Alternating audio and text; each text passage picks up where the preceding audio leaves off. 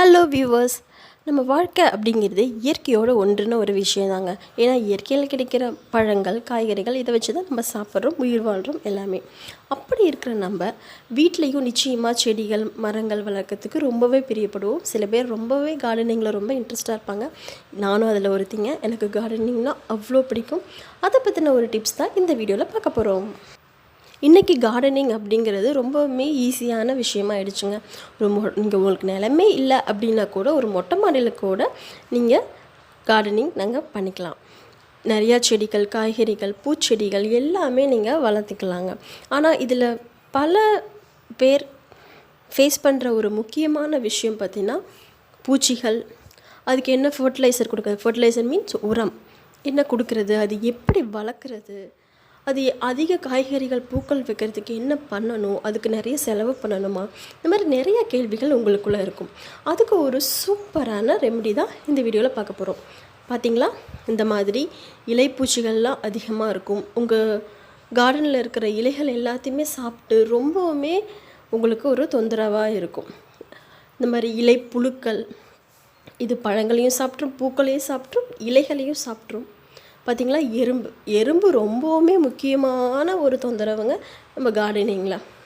இதுக்கு பலவிதமான ஃபர்டிலைசர்ஸ் மார்க்கெட்டில் அவைலபிளாக இருக்குது. பவுடர் விதத்துலேயும் இருக்குது, லிக்விட் விதத்துலேயும் இருக்குது. நீங்கள் பவுடர் விதத்தில் இருந்தால் அப்படியே நீங்கள் கொஞ்சம் வேர் பகுதியில் போட்டு விடலாம்.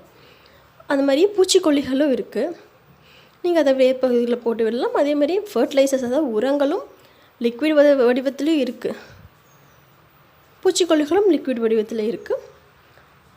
இப்படி நீங்கள் சில செடி கொடிகள் வீட்டில் வச்சுருக்கீங்க, பட் அதுக்கு ஃபர்டிலைசரோ உரமோ இல்லை பூச்சிக்கொல்லியோ எனக்கு வேணும், அதுக்கு என்னால் செலவு பண்ண முடியாது அப்படிங்கிறவங்க நிச்சயமாக இந்த வீடியோ பாருங்கள். இதில் சூப்பரான டிப்ஸ் உங்களுக்கு இருக்குது.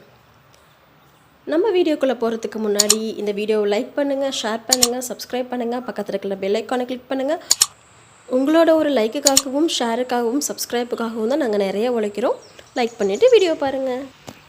இதான் நான் ரெடி பண்ண லிக்விட் ஃபர்டிலைசர். இது ஒன்றும் இல்லைங்க, நான் டெய்லியும் நம்ம வீட்டில் வேஸ்ட்டுன்னு தூக்கி போகிற காய்கறி கழிவுகள். நான் பாருங்கள் 2 நாளாக பூசணிக்காய் செஞ்சேன், பாருங்கள் வெண்டைக்காய், கீரை, வெங்காயத்தோல், பூண்டுத்தோல் இது எல்லாமே நீங்கள் ஊற வச்சு இந்த தண்ணியை வடித்து தண்ணியை மட்டும் நீங்கள் உங்கள் செடிகளுக்கு ஊற்றும்போது உண்மையாலுமே இது செடிகள் சூப்பராக வளரும், நிறையா பூ வைக்கும், நிறையா காய்கறி வைக்கும்.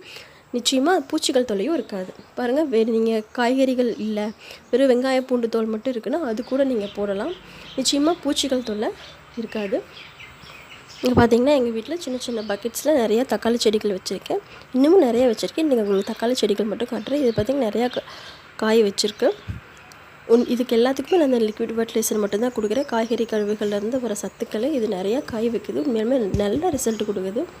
நீங்கள் வெங்காயத்தோல், பூண்டுத்தோலை ஊற வச்சு ஊற்றும் போது அதில் இருக்கிற சத்துக்கள் பார்த்திங்கன்னா உங்களோட இலை பூச்சிகள், மற்ற விதமான எல்லா பூச்சிகளையுமே இது தடுக்குது. இந்த செடிகள்லாம் பார்த்திங்கன்னா ஒரு சில செடிகளில் எறும்புகள் முட்டை வச்சுருக்கு, அந்த வெள்ளை வெள்ளையாக இருக்குது பார்த்திங்களா, அந்த எறும்பு முட்டைகளுக்கு மேலே நீங்கள் இந்த ஃபர்டிலைசரை நீங்கள் ஸ்ப்ரே பண்ணி விடும்போது நிச்சயமாக உங்களுக்கு அந்த பூச்சிகள்லாம் போயிட்டு நல்லா காய் வைக்கும், நல்ல ரிசல்ட் கொடுக்கும். தேங்க்யூ ஃபார் வாட்சிங். இந்த வீடியோ உங்களுக்கு உண்மையிலுமே பிடிச்சிருக்குன்னு நம்புகிறேன். தேங்க்யூ.